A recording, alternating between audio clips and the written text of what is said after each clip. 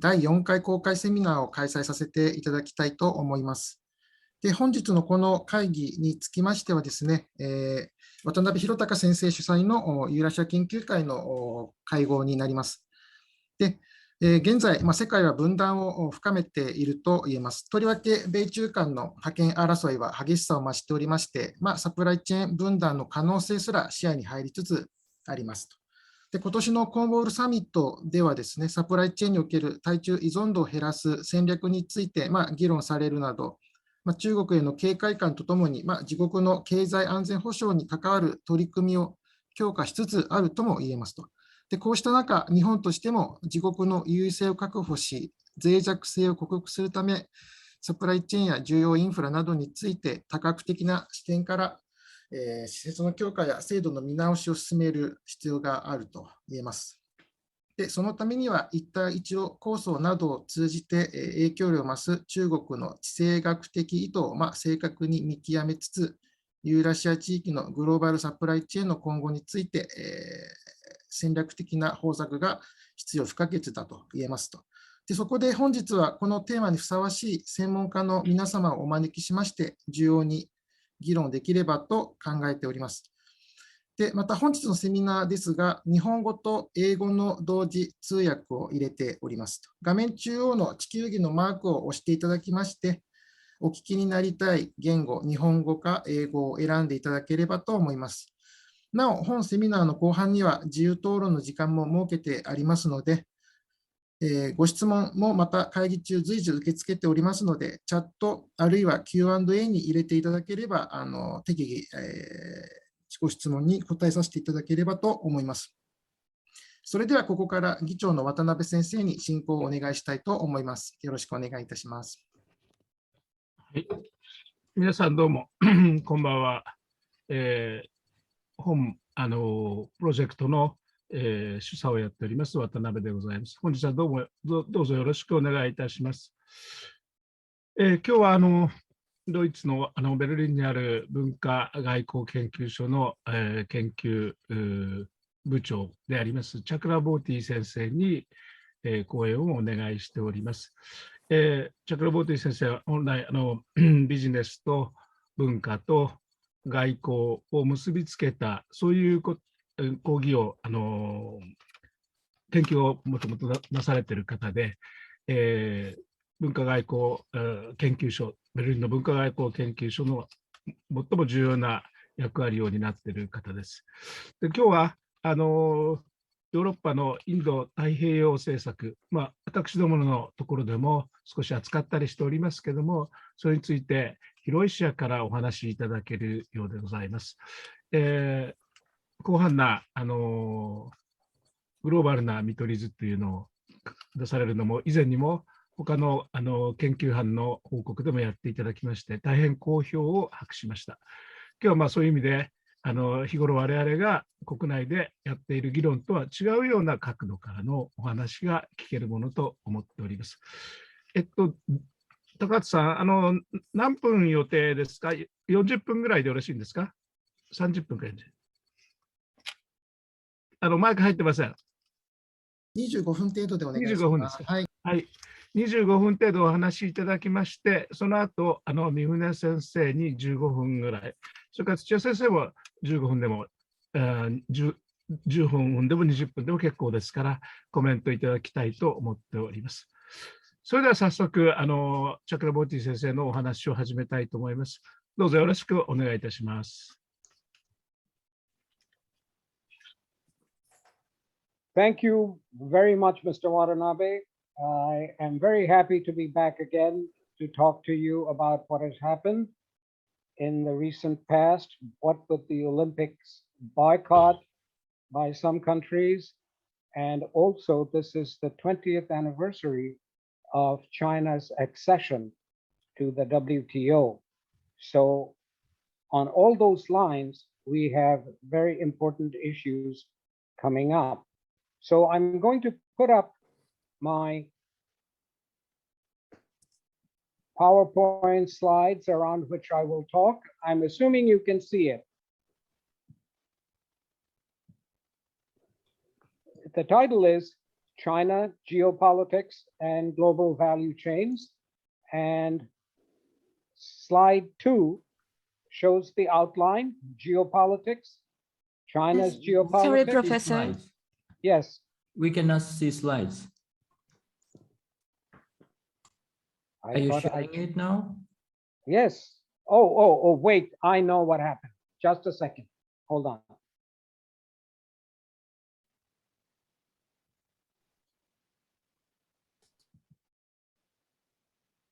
Do you see it now? Waiting. Yes, we can see it now. Okay, let me begin again. I am going to be talking about China's geopolitics and global value chains. And the outline in slide 2 is as follows: geopolitics, China's geopolitics, global value chains, short form is GVCs, the role of GVCs in China's geopolitical ambitions, and China, GVCs, and the geopolitical future. My approach is a combination of traditional geopolitics based on geography and politics, but also includes geopolitics as a social construction. And it will be what we term as a whole systems approach to this, where social construction is combined with the traditional geopolitical approach. Slide 4. China's geopolitics really starts with, roughly in my view, 2001 accession to the WTO. As China got rich, the social construction of its ambition expanded. It now wants to be the preeminent power in the world and is a US rival. And we can see how this social construction has taken place by looking at slide 5. This is the ranking for 2030.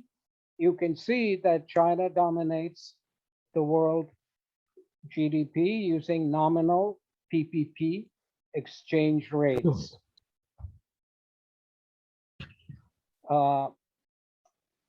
And now I will come to a little bit of theoretical approach from Ray Dalio.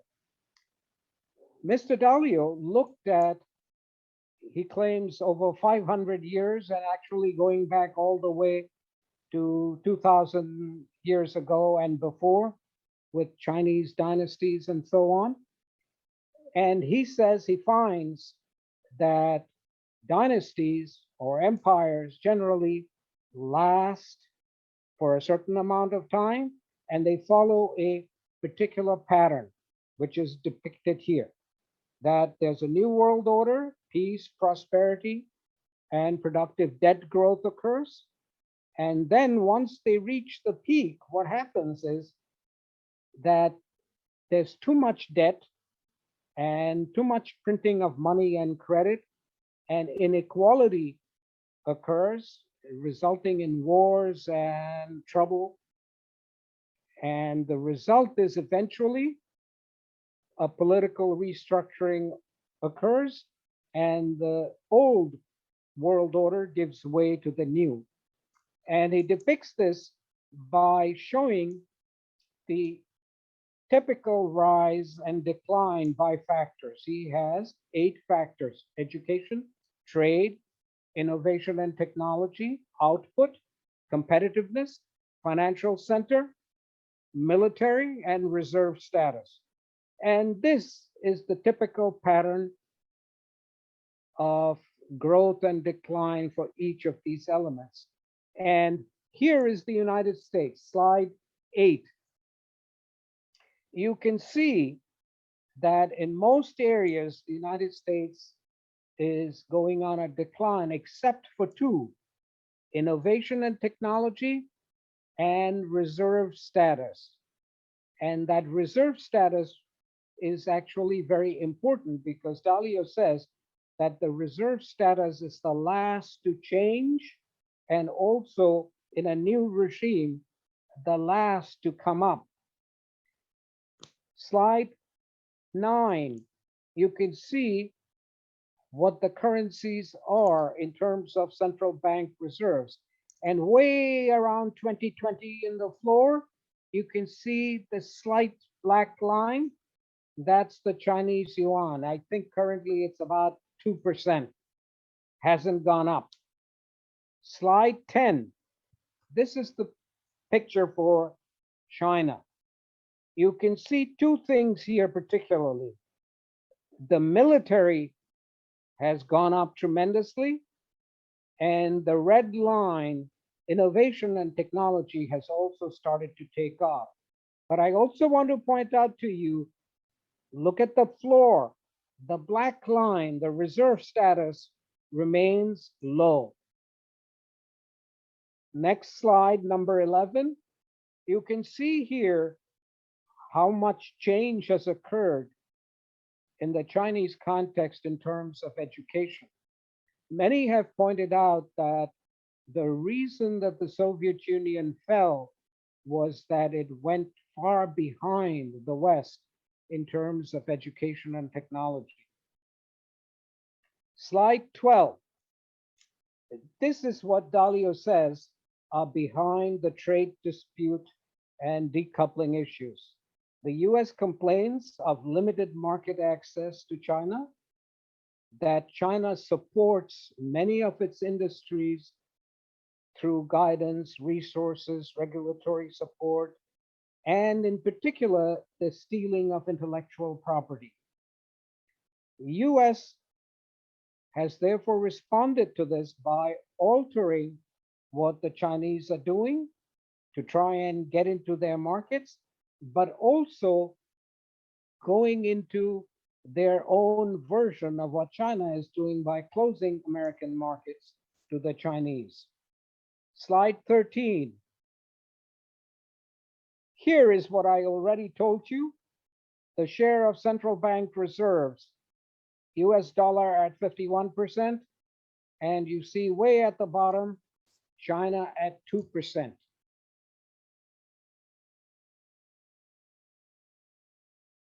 Slide 14.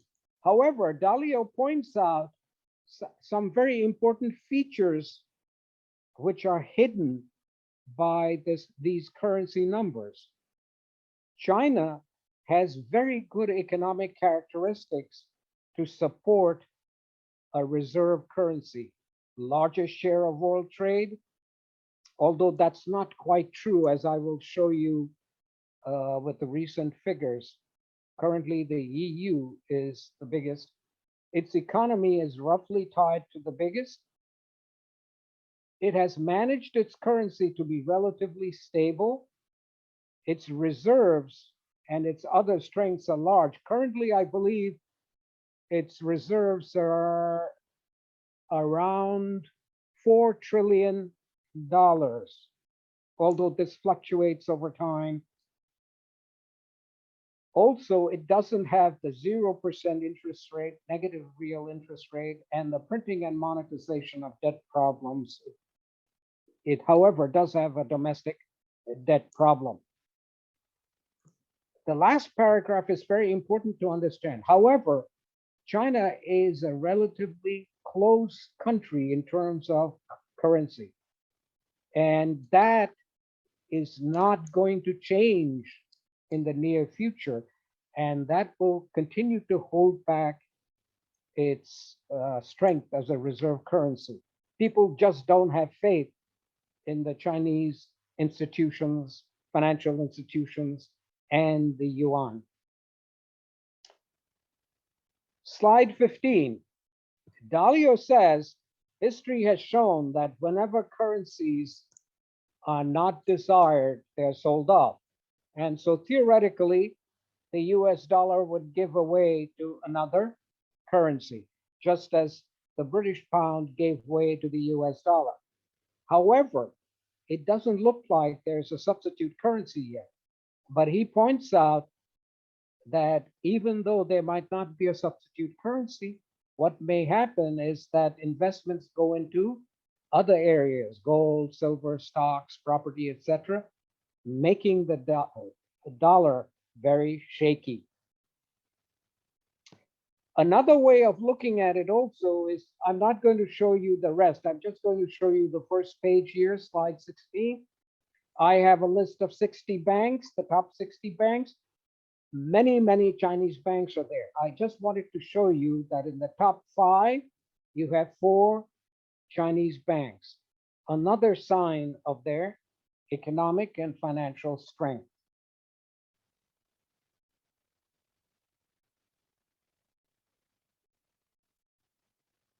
I go next to slide 21. You can see here that despite all this, China still faces financial problems in some sectors, particularly debt. And you get a comparison with the United States. For China, non-financial firms, households, and banks are the biggest sources of trouble. I don't know if any of you have been following. The Evergrande crisis is a serious one. And I just read, I think yesterday, that another construction company, housing company, is also facing bankruptcy. So this is something to watch. Now I want to turn to global value chains and give you an introduction to the global value chains so that you see how what China has done is very dependent on global value chains and what decoupling between the US and the China value chains could do. Slide 24. What is a global value chain?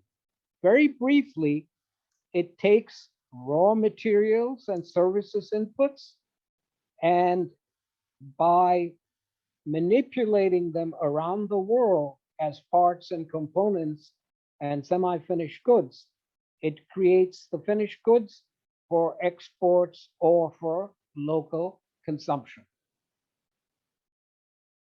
The best way to show this to you is to go to slide 26. Where do bicycles come from? This global value chains can really be separated into 2 parts, complex and simple.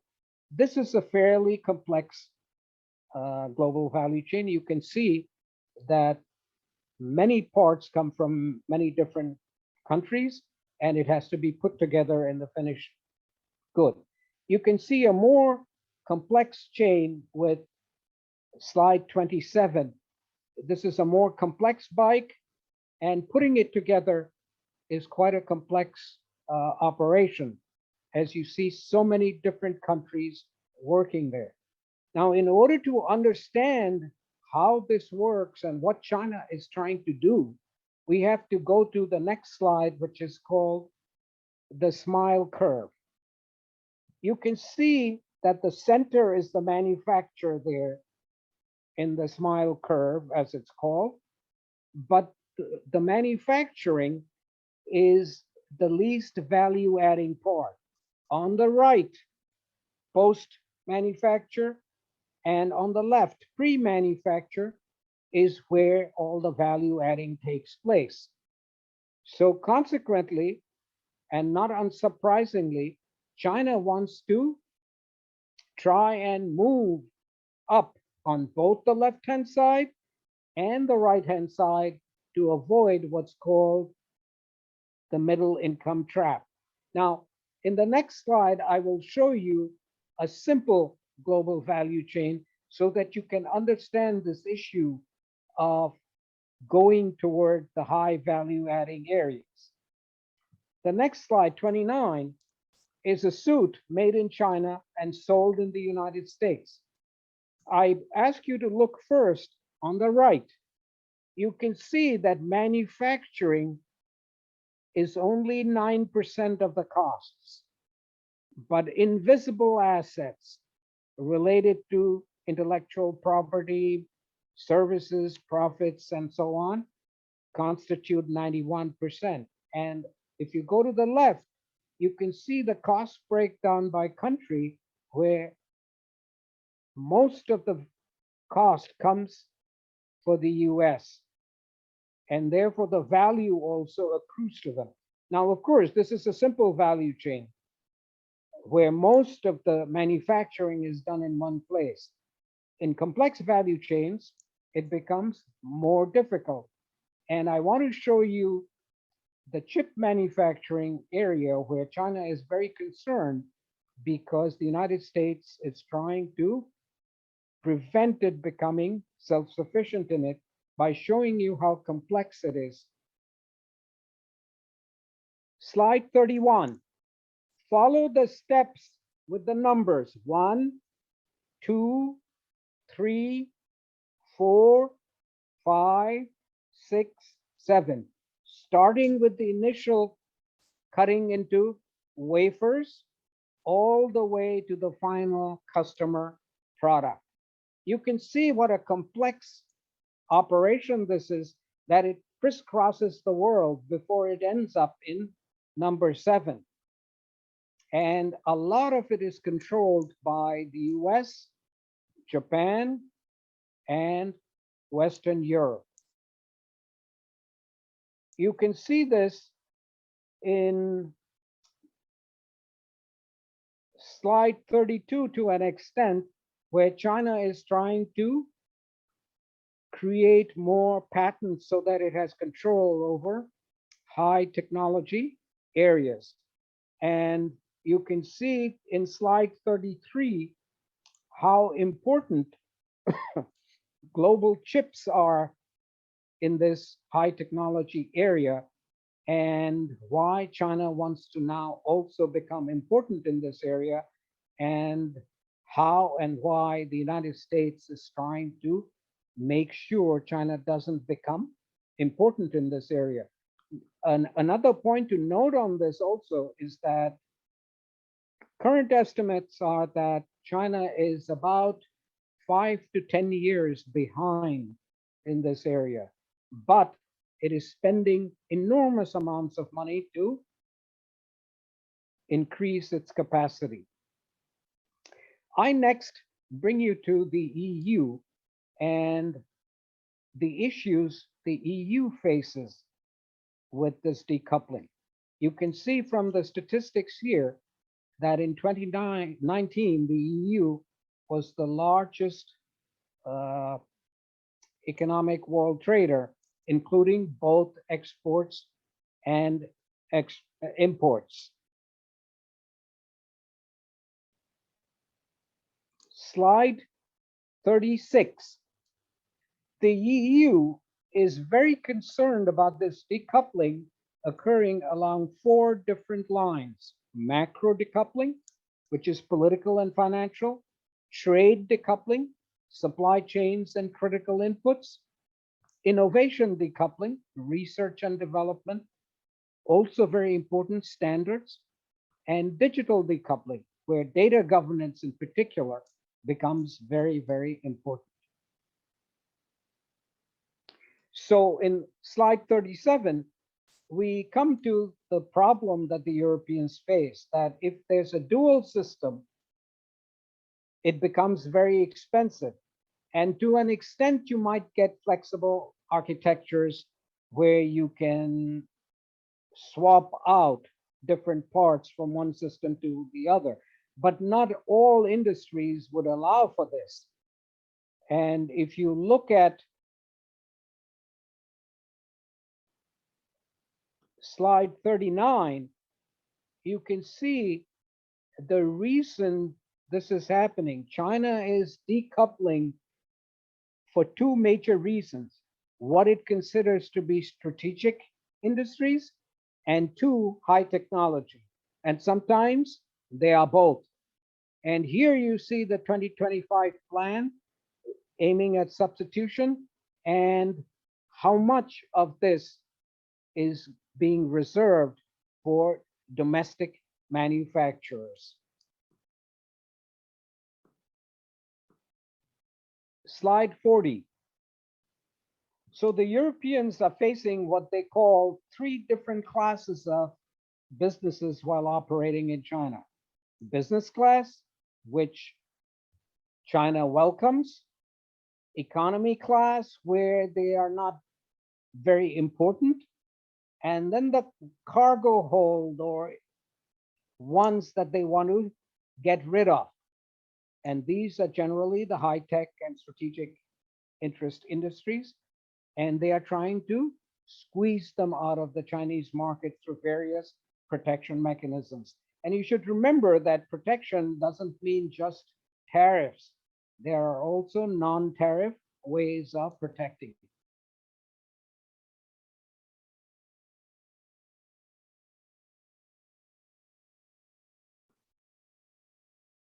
Number 46, slide 46, you can see that this dual system would be, as I said, very expensive and would be also an issue in terms of R&D investments. And you can see this in slide 47. There was an estimate made of this decoupling and what it would mean. You can see here that both US and Chinese companies would suffer, although the Chinese would suffer less, but the loss would be staggering for both of them. And you can see this in slide 48, that a US car imported from or made for the US market has a lot of Chinese parts in it. The next slide is the 2001 WTO accession of China. And these are the areas that were the major concerns when it came on. And this is what China agreed to. Now, in terms of tariffs, yes, it has kept to its bargain. But you can see that in many other areas, it has failed and has made it protected.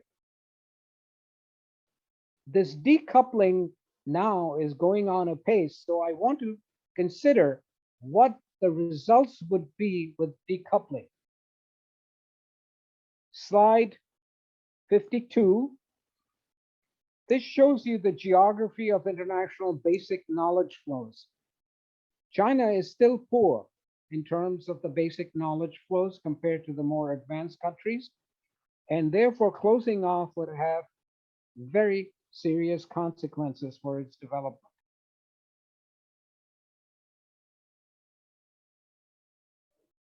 Slide 55.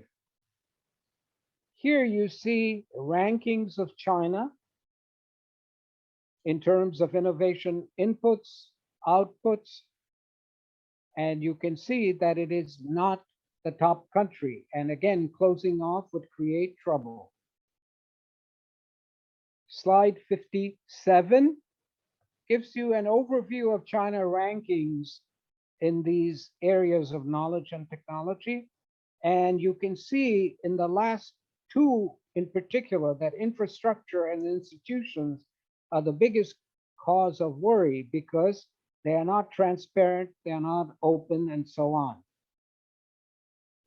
And slide 58 is very important.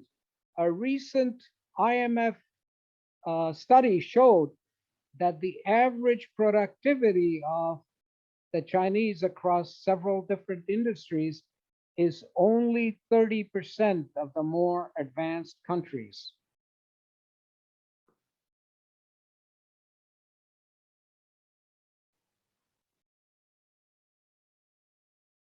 And innovation is a very important area which closes off, and the paradigmatic chart is really shown in Exhibit 66.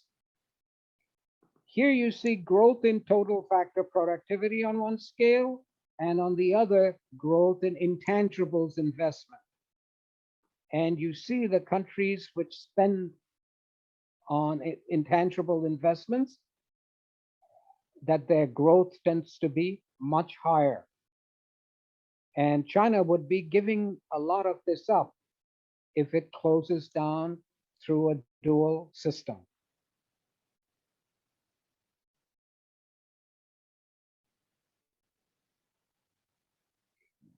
Slide 74. Jean Gottman provided a framework for circulation and iconography, and he showed that there were really two classic models of the city-state. One, the so-called Platonic city-state after Plato, closed, and the other open after Alexander the Great's approach to his empire. And don't forget the lineage. Socrates, Plato to Aristotle, and Alexander was Aristotle's student. And so you have this view and vision that open city-states allow for great innovation and development.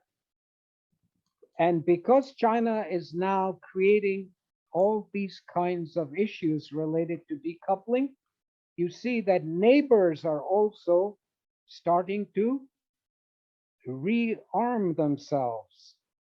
So US allies with US bases in the region will face a dilemma if, for example, as I believe will happen, within the next 10 years, China attempts to take Taiwan by force. What do these allies with the US bases do? And you can already see this in the last slide I show, that this arming has led, for example, to Japan for the first time since the Second World War, starting the acquisition of aircraft carriers. Thank you. This brings me to the end of my presentation. I don't know if you will どうもありがとうございました。スライドたくさんございまして、その一部をかいつまんで要約していただいたようなご報告でした。Thank you very much. そして中国の持っている構造的な問題、そしてそれが我々にどういう問題を投げかけているのかという問題提起をさまざまにやっていただいたかと思います。どうもありがとうございました。再度お礼申し上げます。でこれからは私たちのグループの方のコメントのところでディスカッションに入りたいと思います。まず三船先生に先ほど申し上げましたように15分お願いしまして、ちょっと私先ほど時間と言い間違えましたけれども、順番的には宇山先生、杉田先生、土屋先生、それから広瀬先生の順番で、三船先生の後3分ずつお話しいただけ、皆さんにお話しいただければと思っております。先ほどどうも失礼いたしました。それでは三船先生の方からお願いいたします。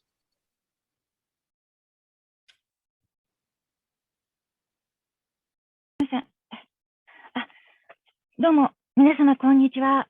私、駒澤大学で、中国の外交並びに国際関係を研究しております三船と申します。どうぞよろしくお願いいたします。このユーラシア研究会では本当に貴重な勉強の機会をいただいており、いつも渡辺弘隆先生、高畑洋平先生をはじめとして、諸先生方に大変感謝申し上げます。今日はご参加の皆様のリストを先日拝見しまして、本当にご高名な方ばかりがいらっしゃって、私正直今すごい緊張しております。そのために聞き苦しいところがあるかもしれませんが、お許しください。チャクラボルティ先生、本当に大変示唆に富む素晴らしいご報告をいただいてありがとうございました。言うまでもなく、日本経済にとってアメリカと中国は最も重要な2つの大国です。しかし、米中間の緊張が高まっていけば、軍事的な戦争に至らないまでも、中国が非軍事的な領域において、例えば中国が経済の力を政治的な手段として利用し、サプライチェーンを遮断するなどの可能性はゼロではありません。そこで中国に高く依存している経済安全保障のリスクに備えようとする動きが見られています。コロナ感染が蔓延する前から、チャイナプラスワンと言われるようなリスクの分散の動きも見られていました。とはいえ、チャイナプラスワンと言いますように、中国の重要性を踏まえ、中国から撤退するというのではなく、アシアンなど他の国にも進出するというチャイナプラスワンでの移転です。中国のマーケットには企業にとって魅力があるというだけではなく、撤退したくとも撤退できないという撤退リスクがあります。中国でのビジネスは進出するよりも撤退する方が難しいと言われています。そのため、中国の地政学的な狙いを正確に見極めつつ、ユーラシア地域のグローバルバリューチェーンの今後について戦略的な方策を見据えるために示唆を得たいとお考えの皆様が、本日のチャクラボルティ先生の、このご報告会に参加していらっしゃると思われます。特に米中関係の改善の見通しが立たない中で、中国が期待を寄せているのは EU です。ですので、本日はチャクラボルティ先生からヨーロッパからの視点をご教示いただけるのをものすごく楽しみにしておりました。私がいただきましたあと10分ですが、本日はこのご覧の4点につきましてコメントや質問をしてまいります。科学技術の自立自強を国家の戦略的主張することが今年3月の14時5カ年計画に盛り込まれました。チャクラボルティ先生の論文の10ページにも先生がお述べになっていらっしゃるんですが、EU は中国の自立自強戦略を取り下げるように呼びかけています。そこでヨーロッパでは、特にドイツでは、どのように議論されているのか、この項目をめぐる次の3点について伺います。まず1点目は、自立自強政策はアメリカからの制裁への対抗措置としての提唱されたものですから、対抗措置として提唱されたものですが、中国の地政学的野心におけるグローバルバリューチェーンの役割と明らかに矛盾しているということです。中国は近年になって急速にグローバルバリューチェーンに参加してきており、その中で他国から輸出に組み込まれた付加価値である DVX を中国は急速にこのように高めています。中国が赤で、青がアメリカ、そしてドイツが緑、そして日本が黄色で示しております。で、こうした中で中国は2015年に中国製造2025、メイドインチャイナ2025を打ち出しました。その中核はイノベーション、デジタル化、国産化の3点でした。しかし、指導者が指示したからといって、中国の企業がすぐに達成できるわけではありません。そこで中国が知的財産権の侵害や強制的な技術移転、さらには M&A でヨーロッパやアメリカや日本の先進技術企業を買い漁りました。それはアメリカの中国への警戒心を一気に高めました。トランプ政権期に USTR のライトハイザー代表が中国製造2025を目の敵にしたため、現在では中国製造2025という言葉はあまり中国の高官からは聞かれなくなりました。しかし、グローバルバリューチェーンが効率的に運営されるならば、技術移転は積極的に進められることになります。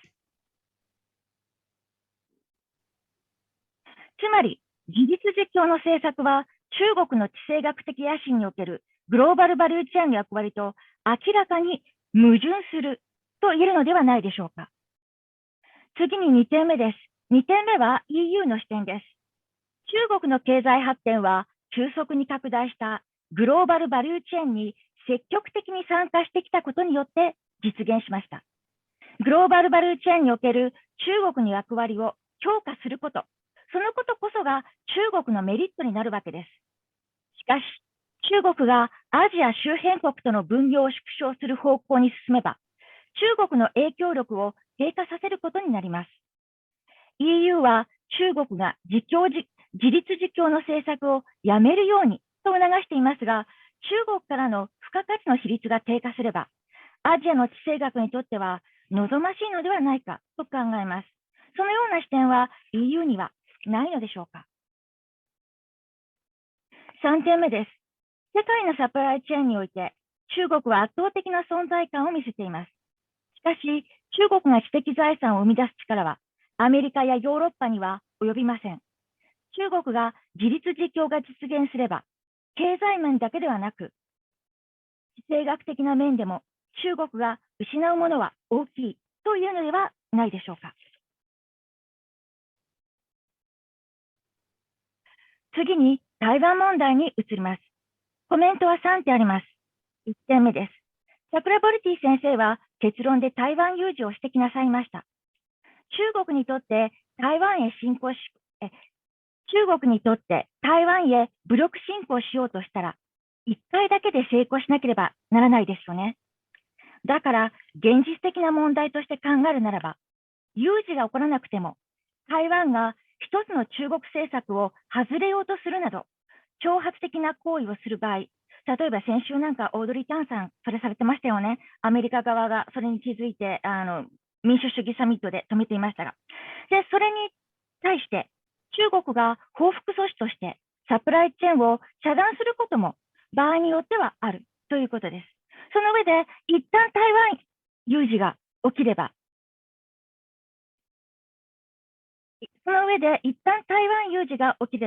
TSMC をはじめ台湾の半導体メーカーが近年、世界におけるシェアを拡大していることから、台湾の半導体に大きく依存している産業界のサプライチェーンばかりか、関連産業の付加価値や雇用の創出にまで大きな影響が出ます。そうなれば、半導体不足が電子製品の供給不足を招き、通信業や情報サービス業など、製造業以外にも影響が及ぶ可能性が高くなります。コメントの2点目は、台湾有事と日本との関係です。台湾は日本の固有の領土である尖閣諸島を自らの領土と主張してきました。国連のECAFE、アジア極東経済委員会が尖閣付近の海底油田や天然ガスがあると公表すると、突如、台湾当局が尖閣を自分のものだと主張し始め、台湾当局に続いて中国政府が尖閣を自分のものだと主張するようになったのです。日本の固有の領土である尖閣諸島の領有権を台湾が自分のものだと主張し始めたことで、日本は中国から尖閣を狙われるというリスクを背負わされました。しかし、台湾有事に日本が味方してくれると台湾が思うところは、台湾は中国と並んでものすごい厚かましいと私は思います。しかし、台湾有事になれば、中国側につくのか、台湾側につくのかの問題ではなく、日本は巻き込まれてしまいます。つまり、一旦台湾有事が起これば、それは同時に日本の有事になるのです。また、台湾有事の際に、日本の自衛隊と米軍の能力を分散させるため、朝鮮半島を平穏にはしておかないでしょう。3点目は、チャクラボルティ先生のコンクルージョンに示されていた、台湾有事の際にアメリカとその同盟国はどうするのかという点について、アメリカの同盟国であるヨーロッパでは、どのように振る舞うと議論されているのかという点をお伺いしたいです。2000年代後半から中国はドイツへの中間材の付加価値輸出を増加させています。ドイツから世界への輸出に含まれている中国の付加価値をドイツが高めているということです。そのことはドイツの輸出産業が中国からの輸出に支えられている側面が徐々に強まっているということを示しています。そこでドイツや EU の主要国ではどのような議論がなされているのでしょうか。3番目の項目です。グローバルバリューチェーンのデータベースで中国とアメリカの輸出に占めるアジア周辺国、地域における対 GDP 比率を見てみますと、台湾、ASEAN、韓国ではアメリカよりも中国の輸出に占める比率の方が高くなっています。アジア諸国は中国のサプライチェーンと一体不可分となっています。アメリカが脱中国依存を唱えてみたところで、ASEAN の国には中国並みの生産能力は短期的、中期的にはありません。短期的に中国から ASEAN 生産移管が進むのは現実的には難しいのではないでしょうか。それでは中国に代わる選択肢がアジア諸国にあるのでしょうか。そのことについてご教示いただきたいと思います。最後の1分で先生がペーパーの結論で言及されていたCCDSの罠についてコメントします。イェール大学のケーガン教授が指摘しているように、ペロポネセス戦争が勃発した頃の勢力均衡は安定しており、ペロポネセス戦争の原因はアテネの台頭がスパルタの恐怖を引き起こしたというよりも、リスクを冒してまで戦争すべきとスパルタに思わせたアテネの政策的な失敗にあったわけです。アジアの健全なグローバルバリューチェーンの発展のためにも、中国の強硬的な対外姿勢が改善されることを願ってやみません。報告は以上です。どうもありがとうございました。はい、どうもありがとうございました。三船先生の方から包括的なコメントおよび議論が、例題があったかと思います。ではいたしましょうか。チャクラボーティさんに少し答えていただきますか、それとも続けてやりましょうか。高橋先生、どちらの方がいい？とりあえず、ちょっと皆さんのコメントを全部聞いてからにする？聞いてからでよろしいと思います。はい。それじゃあ、皆さんの方から一応3分というタイムリミットも設けておりますけれども、各自、我々の仲間の方からお願いいたします。宇山先生、杉田先生、それから土屋先生、広瀬先生の順番になっております。よろしくどうぞ。チャクラボーティ先生、ご講演どうもありがとうございました。グローバルバリューチェーンがこれほど緊密になっている中で、米中対立が引き起こす問題について、大変よく理解できました。私は中央アジアを中心にユーラシアの現代史および国際政治を勉強しています。で、ご質問、コメントはアメリカについて、中国について、第三国についてのそれぞれがあります。歴史を振り返ると、新興大国に対し、それ以前からの大国が経済的、技術的な面で抑え込みを図るということは、19世紀からたびたびあったと思います。20世紀後半には、アメリカは一方ではソ連と対抗し、他方では日本の急速な経済成長と対抗しました。そして、ソ連の場合は、ソ連経済自体が大変問題を抱えていたので、いわば自滅してしまったわけですが、日本に対してはアメリカは同盟国、しかも、アメリカが圧倒的優位にあるという立場から、アメリカ側のさまざまなルールや考え方を日本に強いる形で日本の勃興を抑えました。で、それでは中国に対してはどういうやり方があるのか。中国はアメリカの同盟国ではないので、アメリカ側のルールを簡単に飲ませることはできないし、経済成長、技術成長の勢いも今のところある。そういう中でアメリカは果たしてデカップリングで中国を抑えつけることに成功するのかどうか、できるとしたらどういう方法があるのかというのが1番目の質問です。2番目は、中国の場合、さまざまな弱点があると思いますが、一番の弱点は同盟国がないということだと思います。アメリカと深刻な対立状態に陥ったときに、全面的に助けてくれる国はない。そういった中で本当にアメリカと対等に対抗できるような手段があるのかどうかということを伺いたいと思います。3番目に第三国、つまりアメリカやその同盟国でもない中国でもない国々にとっての影響です。私が知る限り、ロシアではこの米中対立についての議論、日本ほど盛んではないのですが、これからもっと深刻に対立が続いた場合に、どういう立場を取り得るのか、できるだけ巻き込まれないようにするという意見と、どうしても巻き込まれる場合には、むしろアメリカと中国がそれぞれ輸出しにくくなったようなものをロシアが担うとか、むしろそこから利益を得ることができるのではないかという人たちもいます。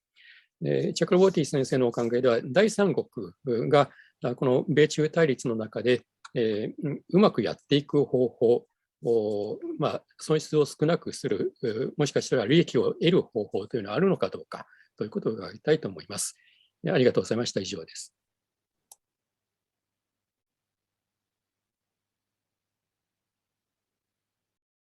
はい、どうもありがとうございました。じゃあ続けて杉田先生お願いします。はい。チャクラボーティ先生、本日は大変分かりやすい、グローバルチェーンとおよび地政学の関係のお話を伺いました。ありがとうございました。非常に勉強になりました。時間も短いようですので、2つ質問をさせてください。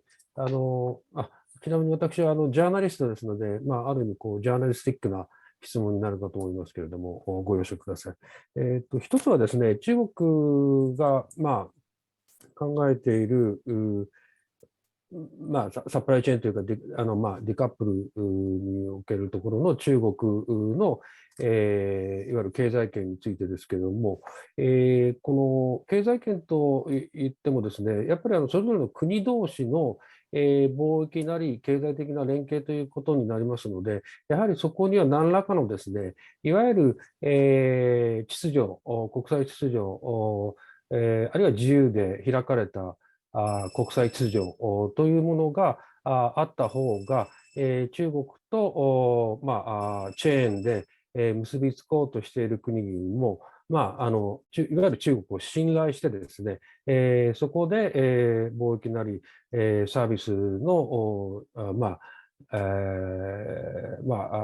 やり取りをですね、進めていくんだと思うんですけれども、しかしやはり中国においてはですね、そういったいわゆる自由で開かれたそういった国際秩序、あるいは貿易ルールというものがですね、果たしてどの程度維持してくれるのかという疑問があるわけですね。で、そういう中国はそういうハンディキャップがあるわけですけれども、こういう中でその中国と中国がですね、果たして本当に独自のサプライチェーンをいろいろな国々と連携して作っていけるのだろうかということが疑問にあります。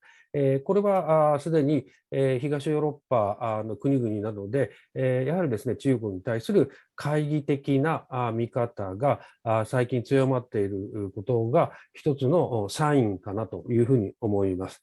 それから2つ目はですね、サプライチェーン、これも1つ目の質問につながるんですけども、やっぱりはその貿易上の取引となると、今日のチャクラボルティ先生のお話にも出てきましたけれども、国際的にはやっぱりアメリカの US ドルですね、決済通貨 US ドル、US ダラーズを使っての貿易が主になっているわけですけれども、ここにおいて、冷戦、かつてのアメリカとソ連の冷戦時代と違って、今はアメリカがいわゆるドルを使わせないというですね、そういういわゆる金融制裁を非常に多用しています。ですので、冷戦時代であってもですね、東側ソ連圏はドルを使って、貿易を進めることができたわけですけれども、しかし今はアメリカはその中国グループとあえて言いますけれども、そのグループにおいて対してはひょっとするとドルを使わせないというような最終的なオプションもあるわけですけれども、こういったそのアメリカがですね、その通貨ドルに対する政策を冷戦時代よりもより戦略的な武器あるいは兵器として、あるいはツールとして使っている時代においてですね、果たしてその、中国の独自の、サプライチェーンというか中国を中心とする、経済圏というのがですね、どれくらい、今後発展していく余地があるのだろうかと、ある意味非常に脆弱性を抱えているのではないかというようなのが私の、コメント兼質問であります。どうもありがとうございました。はい、どうもありがとうございました。根本的なお話で有意義な、議論になっているかと思います。それじゃあ次は土屋先生でした。はい、土屋先生ですね。はい。ありがとうございました。お願いします。私はシンプルに一つだけ質問をさせていただきたいと思います。リザーブカレンシーステータスが一番遅れてくるというご指摘がとても興味深いものでした。でこれから今、杉田さんからもお話あった通り、通貨の問題というのは重要な役割を果たすような気がします。その中でデジタル決済が増えてきています。で特に中国はデジタル人民元を作ろうとしているというふうに聞いています。今日のお話を伺うと、このデジタル人民元、あるいはデジタル通貨は、かえってこの経済体制を弱体化させるような、あるいは混乱させるような気がしています。この通貨がデジタル化されることのインパクト、私自身は測りかねています。まだその影響がどれぐらい及ぶのかよく分かりません。先生はどのようにお考えか教えていただければと思います。ありがとうございました。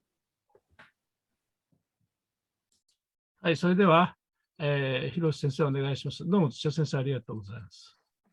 はい、チャクラボルティ先生、極めて示唆深いお話をありがとうございました。私、慶應義塾大学の広瀬陽子と申します。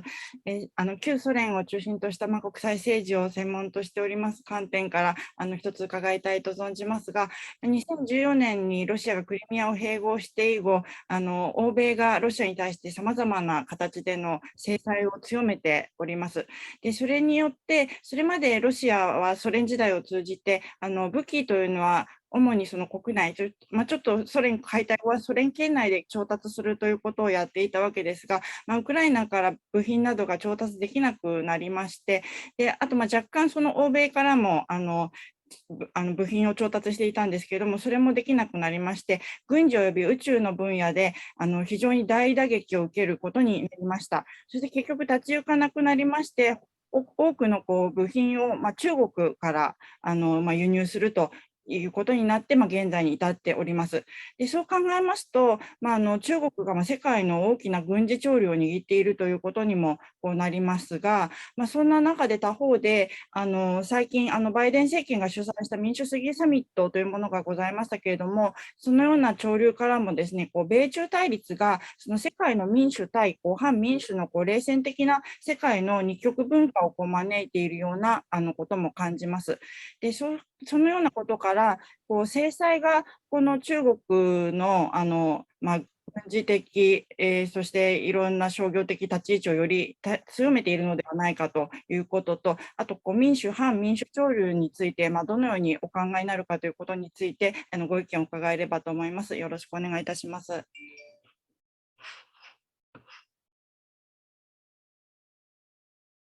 はい、どうも皆さんありがとうございます。たくさんの質問ございまして、チャクラボルティ先生、お答えになるの大変かと思いますけれども、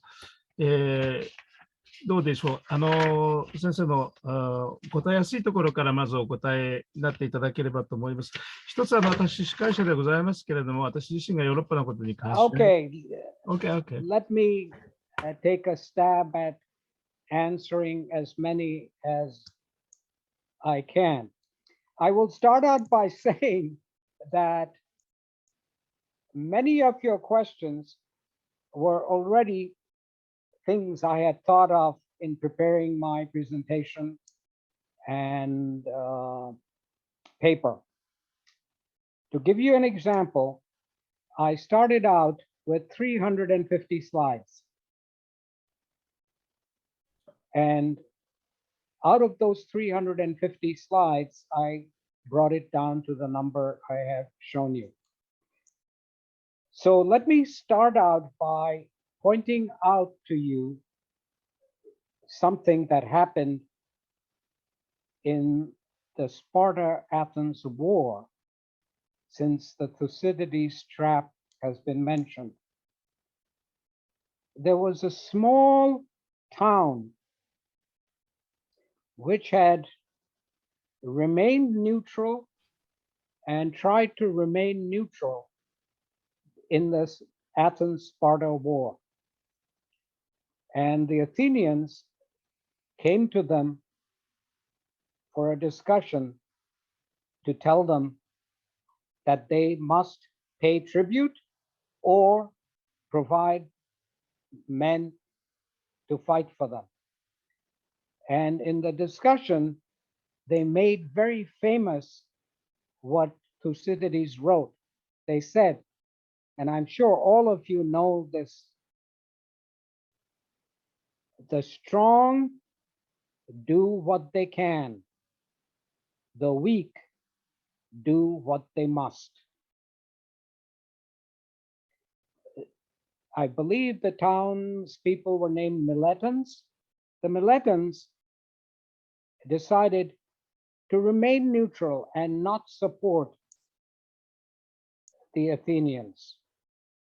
And the Athenians came, after having warned them, came, slaughtered all the males, and sold off the women and children to slavery. So you can see that this conception of geopolitics remains with us. And in the global value chain, you see the connection to currency and the reserve status. What is China trying to do?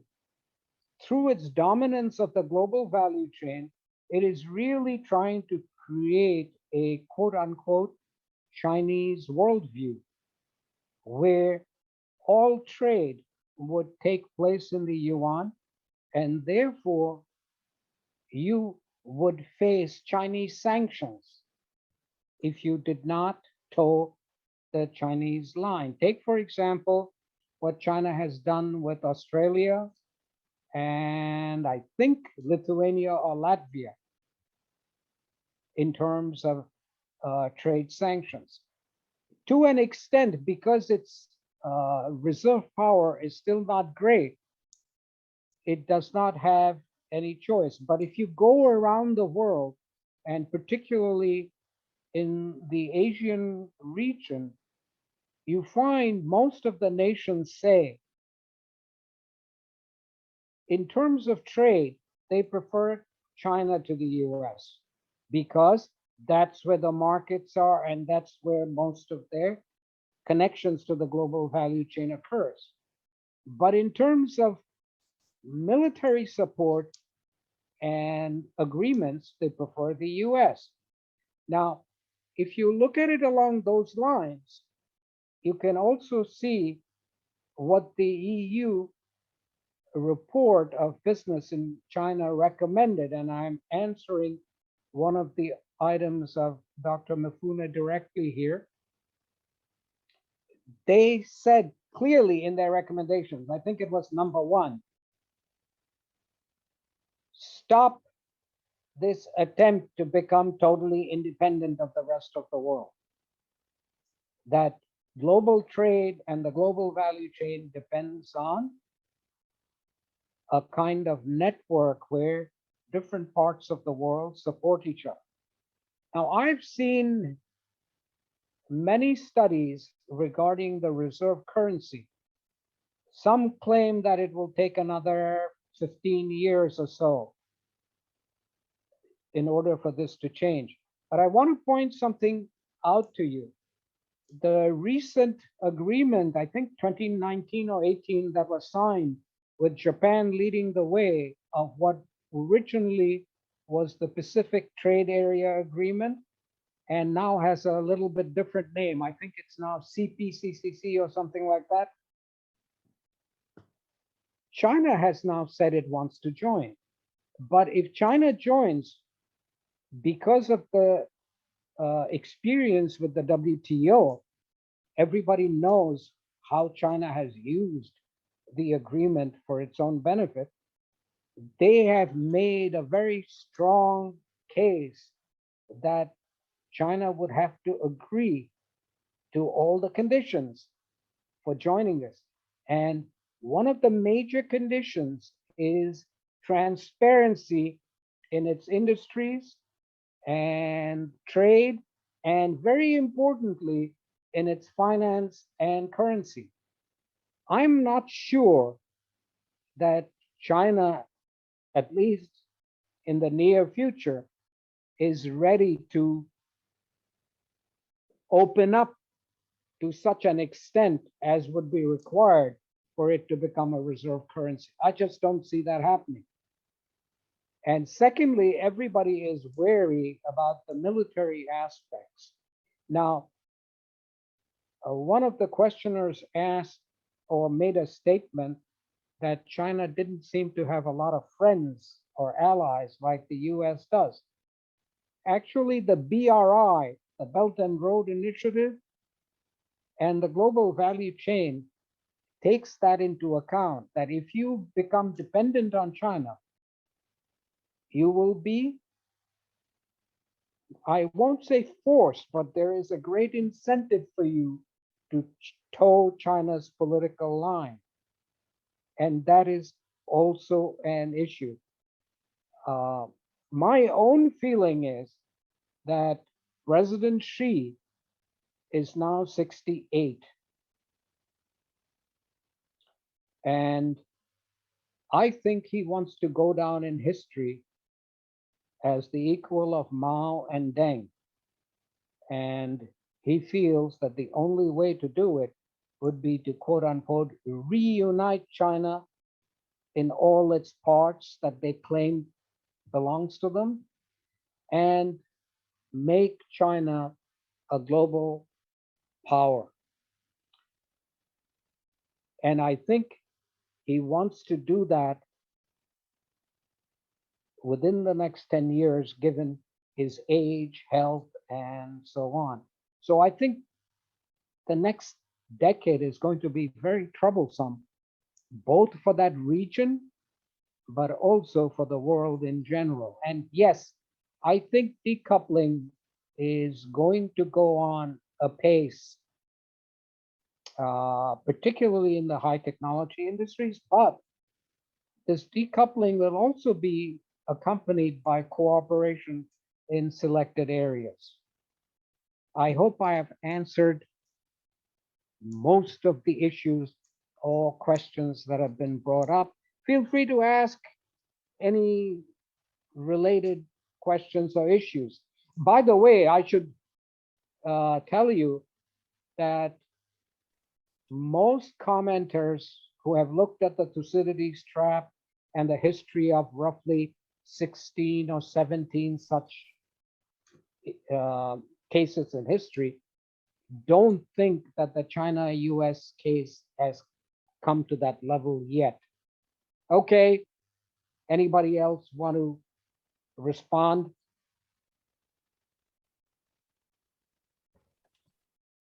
どうもありがとうございました。たくさんの質問がありましたけれども、いろんなところに通じるようなお答えになったのかと思います。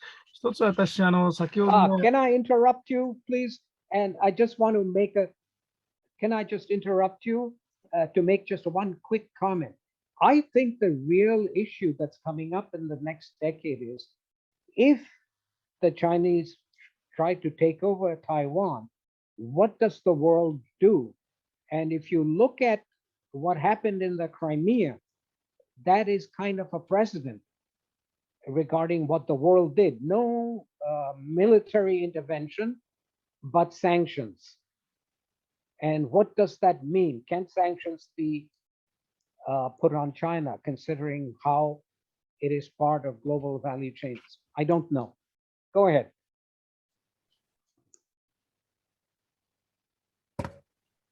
ありがとうございました。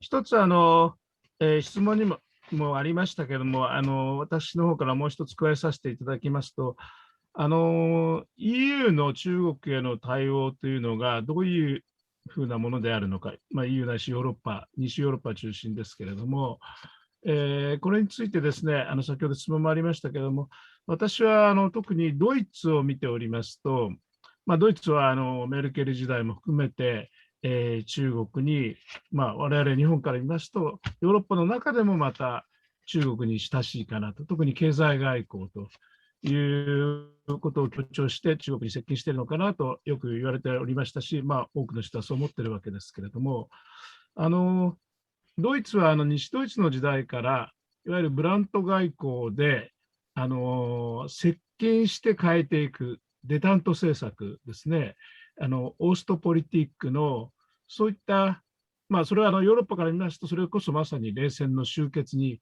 自分たちは大きく貢献したんだというふうに、ヨーロッパ人からすると見えてると思うんですけれども、そういった接近して変えていくと、そういう発想を中国に対して、あるいはこの、インド太平洋のいろんな混乱の中でですね、ドイツはそう思って、ドイツあるいはヨーロッパは全体としてそういうふうな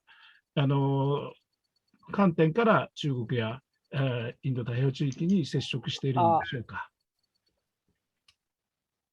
Well, you see, that's a complicated question because one, Germany now has a new government. So we have to wait and see what position it takes and the new foreign minister who has stressed human rights in their view. Germany has a huge market in China. And to an extent, Europe is a milder version of the American position that we will cooperate in some areas. We will see them as competitors in other areas. And in yet others, there will be no exchange whatsoever. I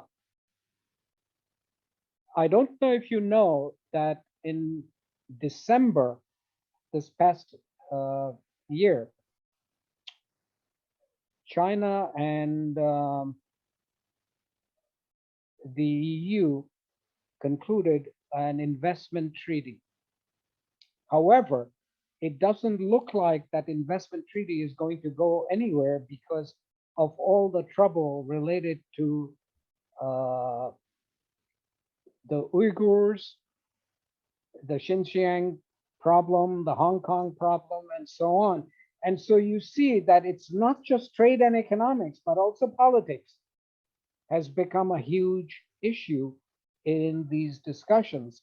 And many experts now feel that in the next 5 years, we are really going to see two global value chains independent of each other, the US one and the Chinese one. And the question for the rest of the world, including Germany and Europe, is how do you deal with it?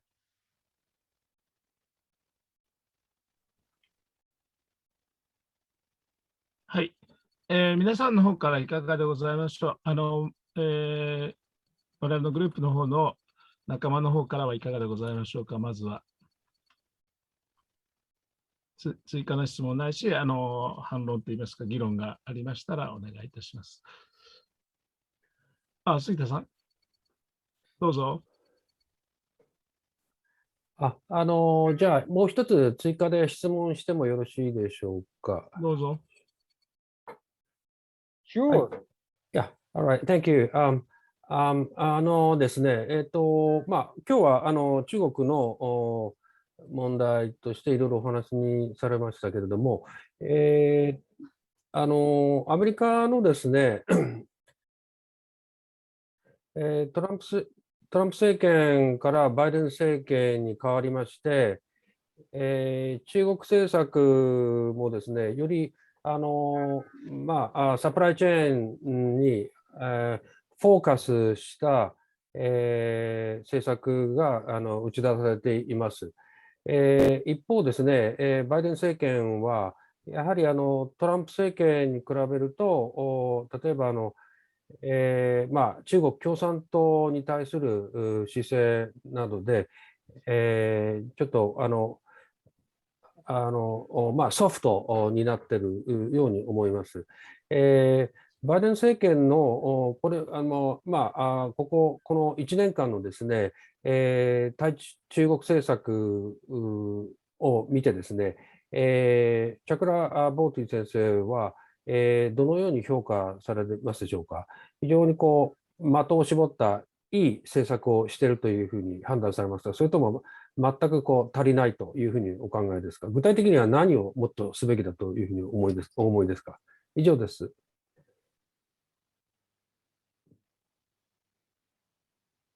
Well, I don't know if you followed the recent trade and diplomatic discussions that took place in, I think, Alaska between the Chinese delegation and the American delegation. Reports said in many sessions it turned into a shouting match between the two sides. I myself think on the side of the Biden administration that the tone may be softer, but there will be very little change in policy. The Biden administration now is determined to decouple in as many areas as possible from the Chinese supply chain. Everybody in positions of power, etc., in the US now thinks that the US is too dependent on China. And they do not want to aid and abet China from becoming very powerful in the semiconductor industry, because the semiconductor industry is thought to be very important for military purposes. I hope I answered your question.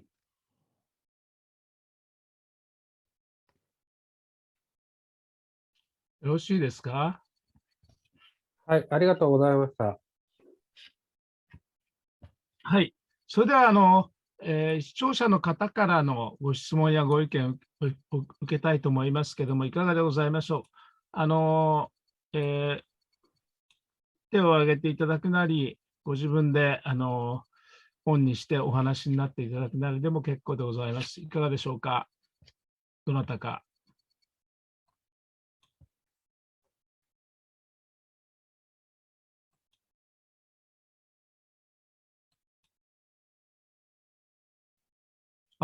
坂本先生、はい、よろしくお願いします。ど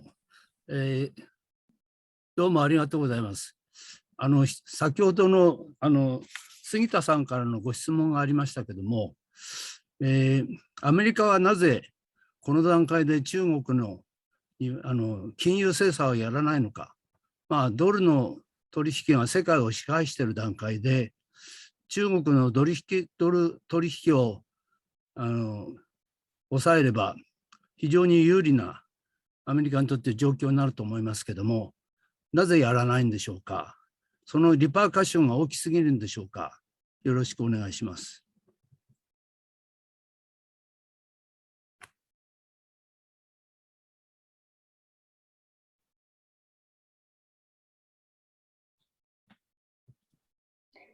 You understand? Well, I think if you put sanctions on China, Financial. yes, yeah, globally would be really creating a very tense situation and escalating the situation. However, you should be aware that in a way sanctions have been put on Chinese companies because they cannot come in to buy certain technologies, and certain technologies have been prohibited, meaning American companies have been prohibited from selling certain technologies to Chinese counterparts. So in a way, in a subtle way, sanctions are in place, but not in the way you are thinking of, like, say, what the West did to Russia after the Crimean invasion. My point is that if the United States sanction to one of the biggest China bank, you see, suspend the dollar dollar trading. So that might substantial damage to China. It might, but it also might tip it over where other countries would start trading with China in the yuan. That is also a fear. You understand? Yes, but and currently 90% of the foreign exchange, you see, turnover. Yes, you're right. Yes, trade is conducted in dollars. Yeah, so it's very difficult to see for China to circulate the yuan in the present time. That's a very complicated issue because don't forget another thing. China has currently, I believe,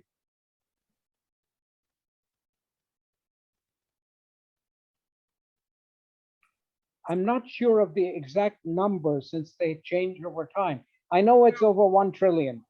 1 trillion worth of US securities. Yes. And to put sanctions in terms of financial sanctions would create enormous issues. You know, don't forget, the US is a big borrower. Yes. And the question is whether this borrowing capacity would also be affected with sanctions, financial sanctions against the Chinese. But currently, dollar is quite strong, and many countries seek dollar to have as a reserve currency. So you are right. China cannot sell their, you see. Yeah, but you are forgetting something. Currently, I believe the US government debt is $6.5 trillion. Yes. After what has happened in the last 5 years. And so I don't think that is going to happen anytime soon. But the Fed can absorb that dollar. You see, if China sells the, you see, US bond, I think Fed can manage that dollar.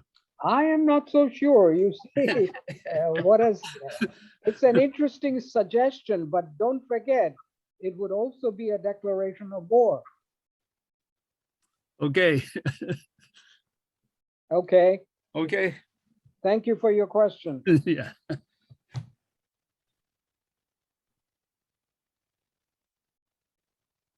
どうもありがとうございました。どうもありがとうございます。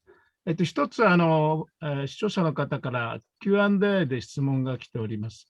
台湾の半導体産業は世界のサプライチェーンにおいて重要な地位を占めていると。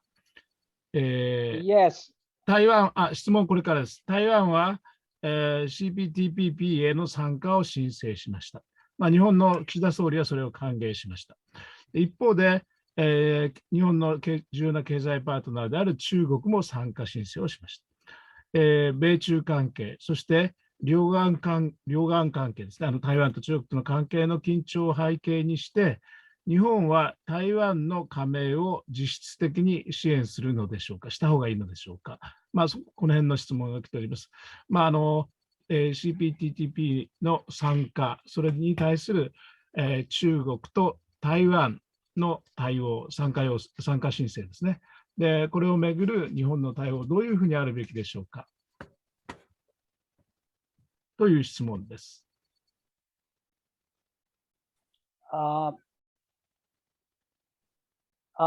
I think you have to remember two things. One, that trade body originally was signed in and constituted under the Obama administration, and Obama in 2015 signed, it was then called TPP, Trans-Pacific something.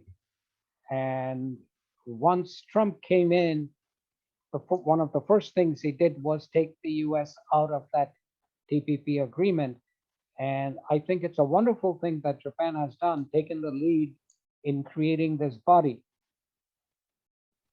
my understanding is that the Biden administration is also looking to rejoin this agreement. Originally, although they claimed it wasn't true, originally it was done as a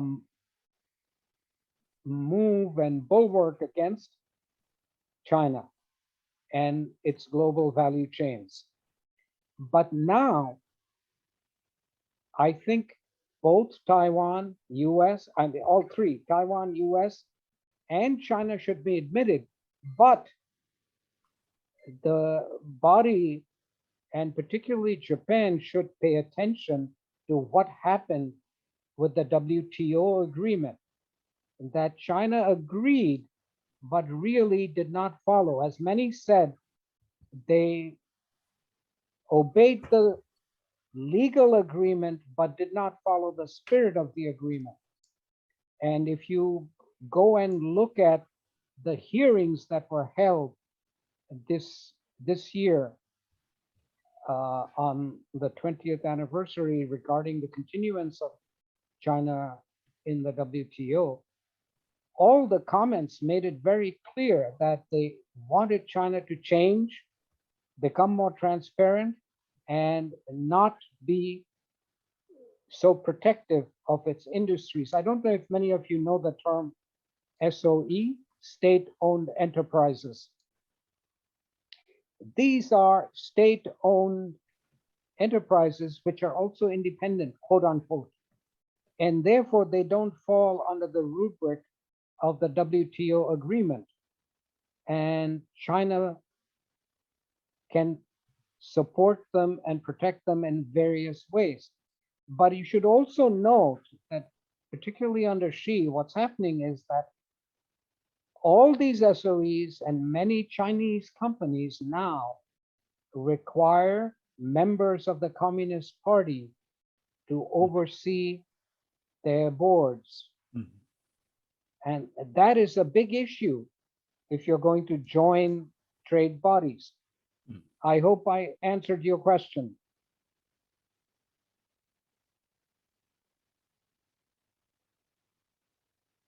はい、どうもありがとうございました。その関連でですね、質問が来ております。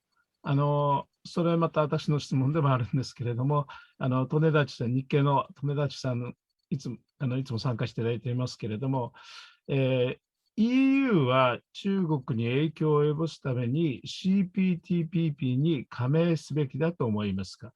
イギリスは申請したりしておりますけれども、EU はこの CPTPP に加盟すべきでしょうかという質問です。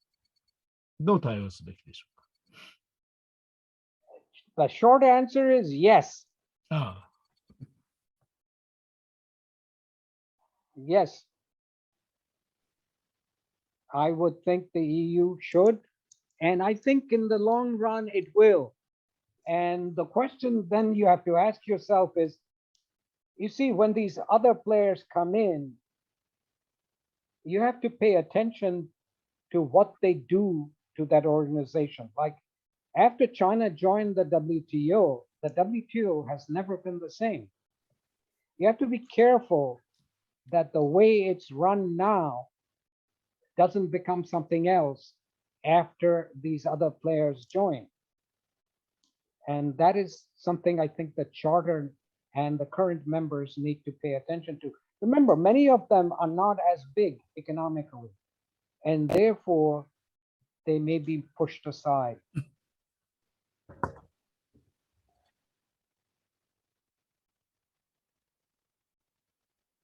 はい、ありがとうございます。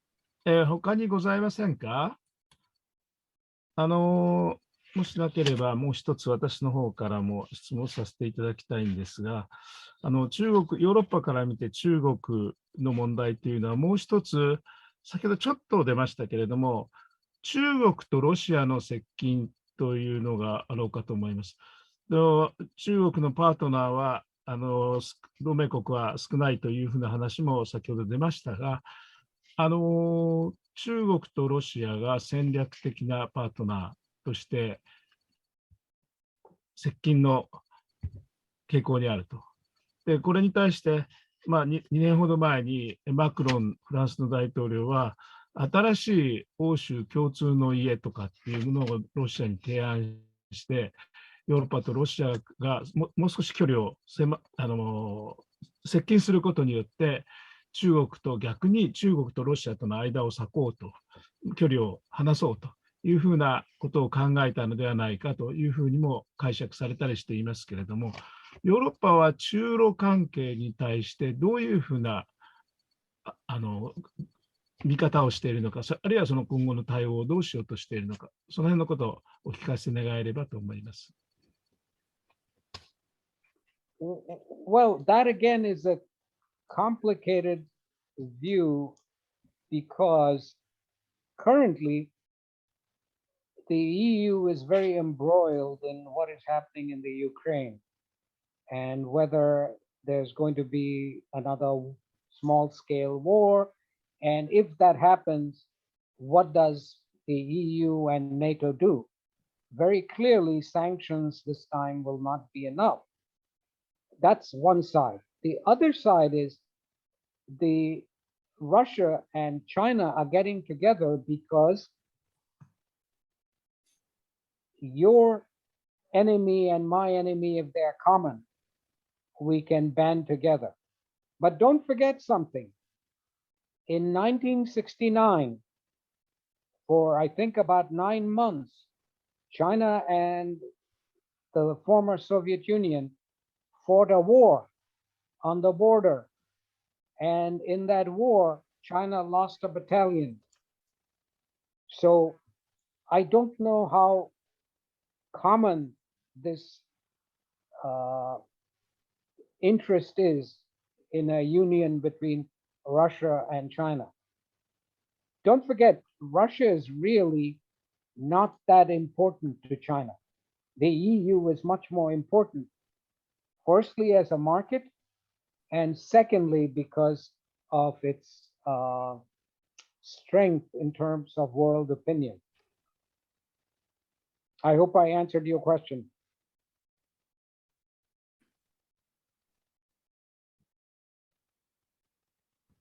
どうもありがとうございました。他にどうしても一問聞いておきたいというような質問がありましたら、お話しいただければと思います。